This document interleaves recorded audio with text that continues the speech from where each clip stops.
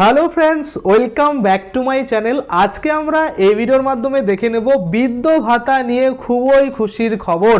কারণ ইতিমধ্যেই কিন্তু আপনারা সকলেই একটা ভিডিও আমার পেয়েছিলেন, যেখানে আমি পরিষ্কার করে আপনাদের বলেছিলাম যে বৃদ্ধ ভাতার টাকা যাদের ঢুকছে না, অনেকের হয়তো লাস্ট 2 মাস ধরে দেখছেন টাকা ঢুকছে না, তাদের জন্য খুবই খুশির খবর। কারণ গতকাল থেকে টাকা কিন্তু দেওয়া স্টার্ট হয়েছে।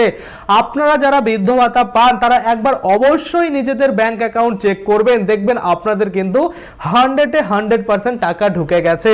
যদি তারপরেও আপনাদের না ঢুকে, তাহলে আজকে আপনাদের ঢুকবে, না হলেও কিন্তু কালকে ঢুকবে। এই দুদিনে কিন্তু প্রত্যেকের টাকা দিয়ে দেওয়া হবে।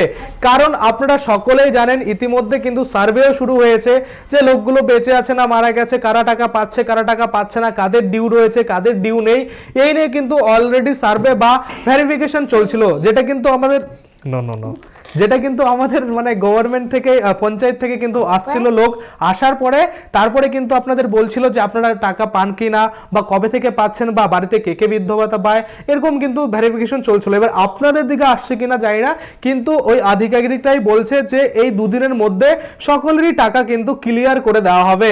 এবং এটাও বলা হয়েছে যদি এই দুদিনের মধ্যে আপনাদের টাকা ক্লিয়ার করে দেওয়া না হয়, সেক্ষেত্রে জানুয়ারি মাসে বা ফেব্রুয়ারি মাসের প্রথম দিকে যখন দুয়ারে সরকার ক্যাম্প হবে, তখন কিন্তু আপনাদের যেতে হবে।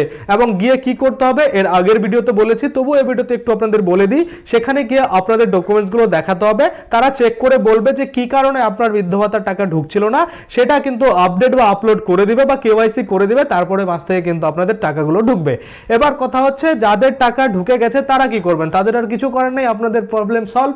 আর যাদের এখনো ঢুকবে না বা এই দুদিনের মধ্যে যাদের ঢুকবে না, তাদের কিন্তু দুয়ারে সরকারে যেতেই হবে। কারণ আপনারা সকলেই জানেন যে অনেকের কিন্তু ইকোয়াইসির জন্যই টাকাগুলো ঢুকছে না। তো ইকোয়াইসিটা আপডেট করাতে হবে, আপডেট করানোর জন্য অবশ্যই কিন্তু আপনাকে দুয়ারে সরকার ক্যাম্পেই যেতে হবে।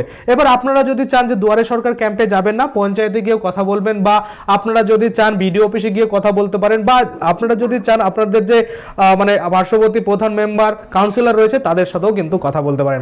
আশা করি আপনারা বুঝতে পারছেন। আজকের জন্য ভিডিওটা এখানেই শেষ করব। যদি ভিডিওটা ভালো লাগে অবশ্যই একটা লাইক করে দেবেন। ধন্যবাদ।